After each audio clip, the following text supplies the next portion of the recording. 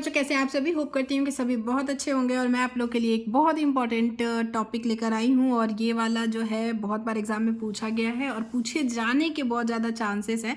सो बहुत आसान है पर देखने में लगता है कि थोड़ा टफ है, बट मैं आपको बताती हूँ कि कैसे ये आसान है। तो चलिए शुरू करते हैं। पीएन संधि डायोड का उपयोग करके एक अर्ध तरंग वाला होता है दृष्टिकारी और पूर्ण तरंग वाला होता है। तो ये अर्ध तरंग वाला है, ठीक है। उपयोग करके अर्ध तरंग दृष्टिकारी का परिचय तथा कार्यविधि बताइए। तो ये क्वेश्चन आता है आपका, तो ये आपको कैसे करना है, ठीक है। तो चलिए बढ़ते हैं आगे की तरफ। कहीं भी डाउट हो आप मुझे कमेंट कर दीजिएगा, कोई टॉपिक और समझना हो तो आप मुझे कमेंट कर दीजिएगा, मैं ट्राई करूँगी कि मैं आपकी हेल्प कर सकूँ। सबसे पहले पीएन संधि डायोड का जो अर्ध तरंग दृष्टिकारी जो होता है वो कैसा, ये इस टाइप का डायग्राम दिख रहा है। बहुत थोड़ा सा टफ लग ही रहा है कि कैसे याद किया जाएगा। अब मैं बताती हूँ कि कैसे याद किया जाएगा। एक ये कुंडली है, ये प्राथमिक कुंडली है, ठीक है। और एक कुंडली ये सेकेंडरी, ये क्या है प्राथमिक और ये है हमारा सेकेंडरी कुंडली। देखो P और S, ठीक है। इन दोनों के बीच में ये जोड़ दिया हमने। अब ये कुंडली जो है ये यहाँ पे जुड़ा हुआ है प्रत्यावर्ती निवेशी वोल्टेज, भाई यहाँ पे ये जुड़ा हुआ है, ठीक है। अब इसको किससे जोड़ोगे? ये तो हमारा हो गया, ये थोड़ा सा और लंबा कर देते हैं हम इसको, ये हो गया। अब यहाँ पे हमें एक पीएन संधि से इसको जोड़ेंगे। किससे जोड़ा है? देखो यहाँ पे पीएन संधि से जोड़ेंगे तो पीएन संधि का वो क्या होता है, ये होता है साइन, ठीक है। पीएन संधि आप लिख दो यहाँ पे पीएन, ठीक है। संधि डायोड, संधि डायोड, ठीक है। पीएन संधि हो गया। अब क्या होगा? अब ये यहाँ पे एक निर्गत वोल्टेज RL, ठीक है, एक निर्गत वोल्टेज जहाँ हमें पता चलेगा वोल्टेज का, ठीक है। तो ये हम यहाँ से ले आए, अब ये पूरा इससे जोड़ दिया हमने।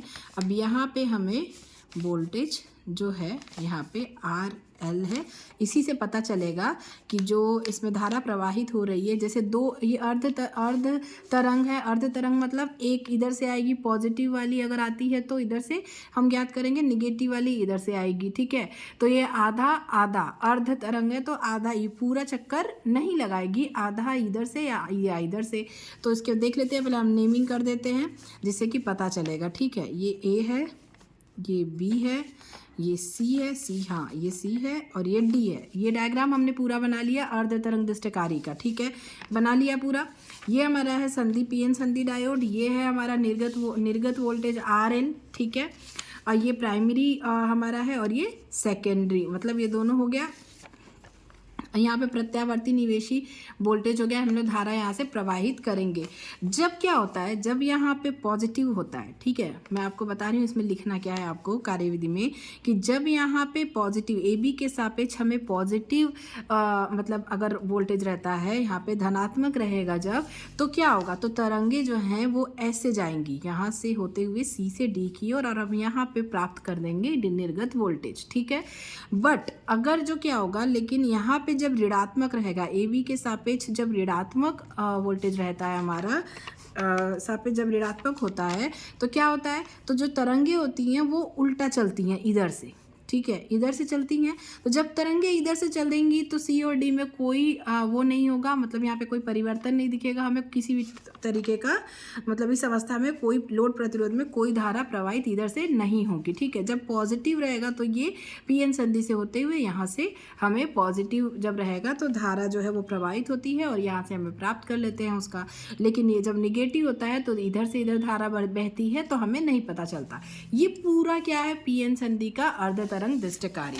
अब इसको बताती हूँ मैं। इसमें पहले आपको लिखना है बनावट कि आपने भाई बनाया जो है वो क्या क्या है। तो हमने क्या किया है इसमें ट्रांसफार्मर की एक प्राथमिक कुंडली है, ठीक है, प्राथमिक कुंडली P और को एक प्रत्यावर्ती धारा स्रोत से जोड़ा है। ये प्रत्यावर्ती निवेशी वोल्टेज है, तो प्राथमिक कुंडली को किससे जोड़ा, प्रत्यावर्ती निवेशी वोल्टेज से, धारा स्रोत से जोड़ा जाता है।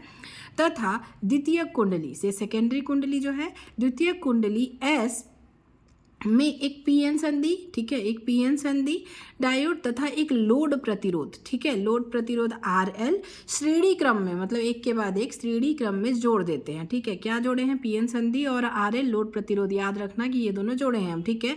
फिर क्या होता है? जोड़ देते हैं। फिर निर्गत वोल्टता को लोड प्रतिरोध के सिरों के बीच प्राप्त किया जाता है। कहाँ प्राप्त किया जाता है निर्गत वोल्टता को? ये लोड प्रतिरोध के सिरों के बीच, ये दोनों के सिरों के बीच हमें क्या होता है? मिलता है या प्राप्त किया जाता है। अब हम क्या करेंगे? अब हम कार्यविधि देखेंगे इसकी। आपने बता दिया उसकी बनावट, ठीक है, किस तरीके से बना है। अब हम कार्यविधि देख लेते हैं। निवेशी प्रत्यावर्ती वोल्टेज के धनात्मक अर्धचक्र में क्या होता है? निवेशी प्रत्यावर्ती वोल्टेज यहाँ पे के धनात्मक चक्र में, जब यहाँ धनात्मक होता है, ठीक है, तो प्रत्यावर्ती वोल्टेज के धनात्मक अर्धचक्र में, अर्धचक्र मतलब आधा चक्र, ठीक है, अर्धचक्र में जब द्वितीय कुंडली के सापेक्ष AB के सापेक्ष धनात्मक होता है, जब ये क्या होगा? धनात्मक होगा AB के सापेक्ष। जब धनात्मक होता है तो क्या होता है? तो संधि डायोड अग्रदिशिक की स्थिति में होता है, ठीक है। अग्रदिशिक मतलब आगे की ओर, ठीक है, तो अग्रदिशिक होता है। इस अवस्था में लोड प्रतिरोध में धारा C से D की ओर बहने लगती है। जैसा मैंने बताया, ये C से D की ओर, इधर से इधर ऐसे आएगी और इधर से बहने लगती है, ठीक है। फिर क्या होगा? इसके बाद ऋणात्मक जब अर्धचक्र होता है, तो ऋणात्मक अर्धचक्र में जब कुंडली का सिरा AB के सापेक्ष ऋणात्मक होता है, जब कुंडली का सिरा मतलब ये कुंडली का जो सिरा है वो AB के सापेक्ष जब ऋणात्मक होगा, तो क्या होगा? इस अवस्था में लोड प्रतिरोध में कोई धारा प्रवाहित नहीं होती है। क्या होता है? इस अवस्था में लोड प्रतिरोध में कोई धारा प्रवाहित नहीं होती है, ठीक है।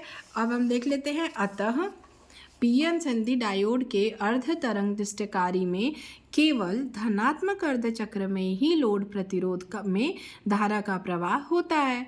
कब होता है? पीएन संधि डायोड के अर्ध तरंग दृष्टिकारी में केवल धनात्मक अर्धचक्र में ही लोड प्रतिरोध में धारा का प्रवाह होता है। तो इस तरीके से हमने क्या देखा?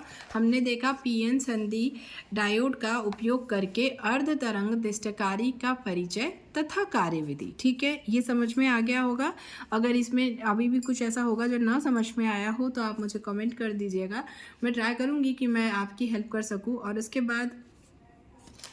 बाद हम पढ़ेंगे, देखो ये क्वेश्चन हमारा 2013 में आया भी है। ये देखो पीएन संधि, पर इसमें पूर्ण तरंग दृष्टिकारी के रूप में।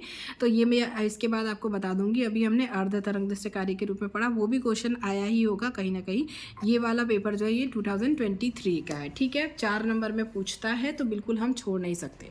तो ये हो गया अर्ध तरंग का। अब मैं आपको इसकी अगली वीडियो में पूर्ण तरंग दृष्टिकारी का भी बता दूंगी, तो आप दोनों देख के चले जाइएगा। बहुत ईजी है, और कहीं डाउट हो तो फिर आप मुझे कमेंट कर सकते हैं। मैं ट्राई करूँगी कि मैं आपकी हेल्प कर सकूँ। So thank you, thanks for watching और all the best for your exam. Thank you.